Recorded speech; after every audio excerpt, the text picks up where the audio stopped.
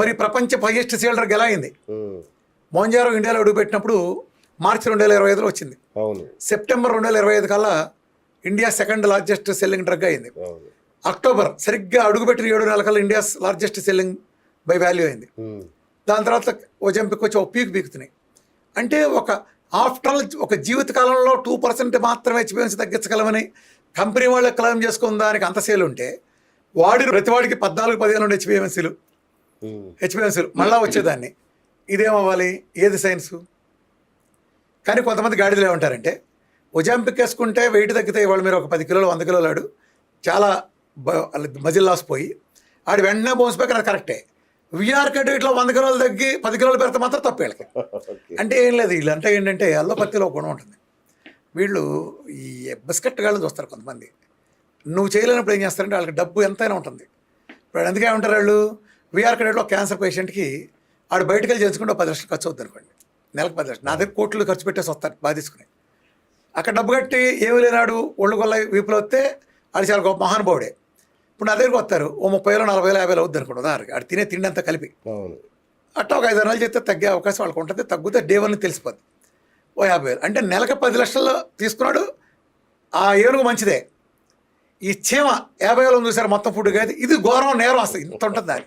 రోజుకు 1,00,000 రూపాయలు తీసిన గాడిద ఆ 1,00,000 రూపాయలు కొన్ని కుక్కలకి ఇస్తే ఆ బిస్కెట్లు తిన కుక్కలు, అదిగో ఇక్కడ నెలకు 30,000 అవుతున్నా మరుగుతూ ఉంటాయి. అర్థమైందా? అంటే వాళ్ళు బిస్కెట్లు వేస్తే రెడీగా పనిచేసే వాళ్ళు ఉన్నారు. ఇప్పుడు ఈ మధ్య ఏమైందంటే వీఆర్కేని తిరిగితే చాలు, మీరు ఒక ఇంటి వానర్ అవ్వాలి చాలు. మీరు ఛానల్ పెడతారు, కష్టపడుతున్నారు. మీరు కూడా ఇప్పుడు ఉందిగా ఛానల్. వీఆర్కే మీద కదలేండి, వీఆర్కే మీద అవసరంలా కదలేండి, మీకు సబ్జెక్ట్ అవసరంలా, నోటుకు వచ్చింది వాగితే చాలు, ఏం అవసరంలా. కన్ఫ్యూజ్ చేశారనుకోండి, మీరు ఒక 3 కోట్లు పెట్టి ఇల్లు కొంటారు, ₹1,00,000 బ్యాలెన్స్ వస్తుంది. ఇల్లు గదలు అవసరంలా. మీరు ₹1 మీకు ఉద్యోగం అవసరంలా, ఒక్కడ మీకు రూపాయి జీతం ఇవ్వడు, మీకు ఒక్క వ్యాపారం ఉండదు, ఒక్క బిజినెస్కి మీరు అద్దె కట్టరు. ఓకే, ఒక్క బిజినెస్కి మీరు అద్దె కట్టరు, ₹1 జిఎస్టీలో జైలు ఉండవు. ఒక టీ ఇచ్చే కుర్రాడు కూడా మీకు ఉండడు. జస్ట్ మీరు ఇంట్లో కంప్యూటర్ ఉంటే చాలు, కూర్చోండి, వీఆర్కి బురదేయండి. బురద వేస్తే ప్యాకేజీ. ఇది పెద్ద వ్యాపారం. అందుకే ఈ మధ్య ఒకడు ఎలక్షన్లో పోటీ చేయాలన్నాడు. ఆడెవడో ఇంట్లో వాడు కూడా ఇంట్లో పెళ్ళం కూడా ఓటేసే పరిస్థితి లేదు. ఆడు బొక్కాపై గిరిగాడు, ఆడికే తెలియదు. వాడు ఏం చేయాలి? వెంటనే ఎలక్షన్లు వస్తున్నాయి, డాక్టర్లు ఎంటర్ ఎలక్షన్లు. వీఆర్కే అంటే ఎంత భయపడతారు చూడండి. ఎంసీఏ ఎలక్షన్లు జరిగినాయి 25 ఏళ్ళ తర్వాత. వీఆర్కేని తొక్కుతాం, ఇది మేనిఫెస్టో. అంటే అంత ప్యాంట్లు తడిసిపోతున్నాం ఒక్కొక్కడికి. సరే వాళ్ళ పోటీలు, ఈడు పోటీ పడి ఈడు కొట్టంగానే ఎవడికి తెలియదు. ఆడు పెడితే 2,000 మంది చూసే గతి కూడా లేదు. వాడేం పెడతాడు? వీఆర్కే కీచుకుడు అని పెడతాడేంటి? వీఆర్కే కీచుకుడు ఏంటి? కీచుకుడు అంటే ఏంటి? బేస్గా నాకు అర్థం చెప్పండి. కీచకుడు అంటే అమ్మాయిలు తెరిచేవాడు. అందులో ఏమైనా ఉందా సబ్జెక్టు? అమ్మాయిలు. వీఆర్కే కీచుకుడు ఎడ్డింగ్ పెట్టచ్చా? పెట్టకూడదు. ఇప్పుడు మీరు నన్ను విమర్శించదలుచుకున్నారు బిఎస్ గారు. దాన్ని నా కొడుకు, లఫూట్ గాడు, డకోటా గాడు, వీఆర్కే గాడు ఎందుకు? తప్పు కదా. నీ సబ్జెక్ట్ చెప్పు. వీఆర్కే మోసగాడు, ఇలా చేశాడు, ప్రజలు మోసం చేస్తున్నాడు, అతను ఎప్పుడు 1,00,000 కోట్లు సంపాదించాడు. ఇవన్నీ అతను మన రేవంత్ రెడ్డితో బేరం మాట్లాడి కేబీఆర్ పర్ కమ్మని అడిగాడు. రేవంత్ రెడ్డి కుదరదన్నాడు. RFCకి వెళ్ళి అడిగాడు. కిరణ్ గారు వెళ్ళి మడకబుచ్చి బయట తెస్తాడు. రామోజీ గారి పోయిన RFC కొందని ఇలా చెప్పు, తప్పే ఉంది, నాకు తప్పులేదు. ఇంకో ఆరోపణ ఉంది ఒకటి, 2.5 కోట్ల కారు, విలాసవంతమైన భవనాలు కూడా ఉన్నాయంట మీకు. ఇప్పుడు సరే చెబుతున్నా, మీరు వాళ్ళు ఏ కారులో వచ్చారు? ఇప్పుడు నేను చూడలే. నాకు ఉన్నాయి కారు. అంటే నేను కారు కోళ్ళకి తిరగకూడదా? అంటే సరే, ఇప్పుడు నీ అంద ప్రకారం అంటే వాళ్ళు అన్నది ఏంటంటే ఫ్రీగా చెప్తాడు, ఈయన అన్ని ఫ్రీ అంటాడు కదా, ఇన్ని ఎట్లా సంపాదిస్తున్నాడు అనేది వాళ్ళు చెప్తారు. ఇప్పుడు అన్న గొట్టంగాడు ఉన్నాడు కదా, ఆ గొట్టంగాడు ఈ ఆడివేడు అడుక్కు తినే రకం ఇదంతా. ఆళ్ళని అడుక్కు తిని బబ్బం గడిపే రోజుల్లో, ఈ ఆటోలో తిరుగుతున్న రోజుల్లో వీఆర్కే 100 మందికి జీతాలు ఇచ్చి పెట్టి పెద్ద బిజినెస్ మ్యాన్. ఓకే, ఇప్పుడు ఈ గాడి చెప్పినట్టు ఇప్పుడు అట్ట ఎందుకు మళ్ళీ ఆ గాడితే చెప్తాడు చూడండి. రోజు 300 చూస్తున్నానంట, మనిషికి 50,000 అంట, అంటే కోట్లే కదా నాకు. ఇప్పుడు డాక్టర్లు మీకు తెలిసి మీరు చూస్తారు, ఒక పెద్ద కన్సల్టెంట్ ఎంతమంది చూస్తాడు? మా అంటే 10 మంది 20 మంది చూస్తాడు. ఇప్పుడు 50 మంది వేసుకోండి. ఇప్పుడు వీళ్ళ ప్రకారమైనా ఏదైనా 50 నుంచి 300 మంది చూస్తాగా, నేను 200 మంది చూస్తా, పోనీ యావరేజ్ 150 మంది చూస్తాను కదా. అన్ని కానుకలు కదా. నాకు ₹1000 ఫీజు ఇచ్చే ఇప్పుడు నేను చూస్తాను, నా దగ్గర ఒక 82 మంది స్టాఫ్ ఉంటారు. స్టాఫ్ నేను చేశాను, ఊరినే జీతాలు ఎవరుగా? నాకేం జీతాలు లేకుండా ఊరినే చేయరుగా. ఇప్పుడు నాకు కోసం వస్తారు కాలనీకి 200 మంది అంటే వచ్చారనుకోండి, వాళ్ళతో పాటు కారులు వేసుకోవాళ్ళ నుంచి వస్తారు కాబట్టి 400 మంది వస్తారు. 400 మంది కూర్చోడానికి పెద్ద ప్రిన్సెస్ కావాలిగా. ఇప్పుడు మీకు ఒక బడ్డీ కొట్టి పెట్టి నేను కూర్చోలేనుగా. వాళ్ళు కూర్చోబెట్టినా నేనేంటి, నా వచ్చిన బంధువులాగా అనుకున్నా తిన్నాను కోడిగుడ్లు, తాగిన నిమ్మకాయ మజ్జిగ, మామూలు టీలు, గ్రీన్ టీలు ఇస్తాను. నా స్టాఫ్ కూడా 80 మంది అక్కడే భోజనం చేస్తారు. నా శాలరీతో సంబంధం లేకుండా 30 నాదో ప్రిన్సిపల్లో ఉన్నాను నేను. ఇవన్నీ ఖర్చులు అక్కడ ఊరిని అవ్వగా మీ పోటీ వాళ్ళందరూ కాల్స్ చేస్తారు. దాని కాల్ సెంటర్కి 10 మంది ఉంటారు, అందులో డాక్టర్లు కూడా ఉంటారు. నాకెవడో ఊరిన రూపాయి ఇవ్వడగా. ఇప్పుడు నేను స్టూడియో నడుపుతా అని చెప్పాను. స్టూడియోలో ఉండే వాళ్ళందరూ ఏళ్ళు చూస్తారు, మీరు బ్రహ్మాండంగా ఉంది అనుకుంటారు. నాకేమో రూపాయి రాదు కదా దాని నుంచి. కనీసం ఇప్పుడు మీ ఛానల్ చూసినాక ఏమంటారు, సబ్స్క్రైబ్ ప్లీజ్ ఓట్ అంటారు. నా ఛానల్ ఎప్పుడూ నేను సబ్స్క్రైబ్ చేసుకొని చెప్పడం మీరు చూసారా?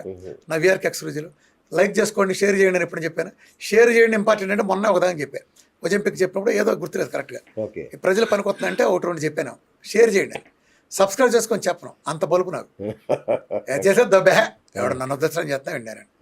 అలాగే నేను సంపాదించాలనుకో కొబ్బరి నేనే పెట్టు చేసుకుంటా. What is wrong? వీళ్ళందరూ ఫీజులు తీసుకోండి చేయట్లేదుగా. ఒక్కడు 1500-2000 తీసుకుంటున్నారుగా. నేను కార్డియాక్ చూసి క్యాన్సర్ చేయాలిగా, అవునా? ₹1 అనేది బిజినెస్ మోడల్ ఉంటేనే వస్తుంది. ఇప్పుడు తిరుపతి వెళ్ళావు, ఫీజులు లేవా, ఏ గుడికైనా వెళ్ళారు, దేవుడి చోట ఖర్చు లేదుగా.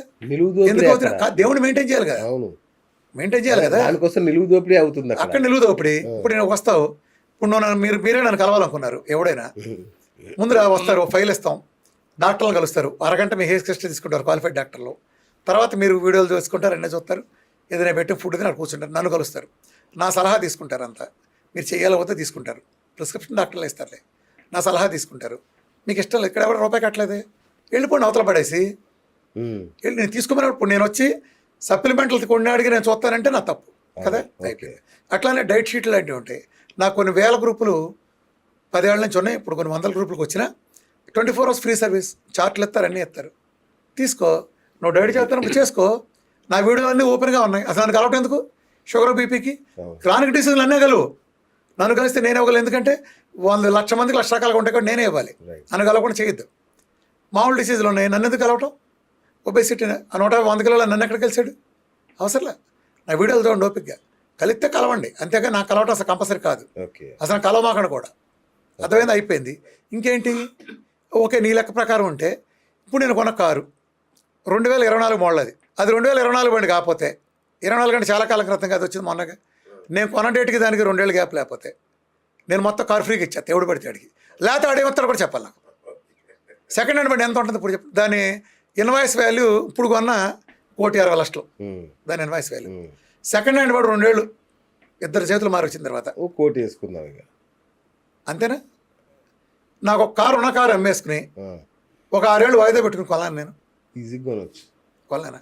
ఈజీగా. పోనీ అసలు ఇక్కడ తమాషా గమనించారు, వీఆర్కే దేనికి ఒక డయాబెటీస్కి సైన్స్ చెబుతున్నాడు.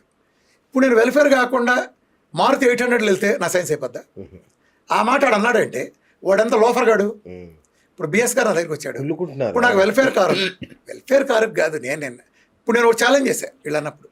10 ఏళ్లలో నేను ఆస్తులు కొని ఉండాలి కదా.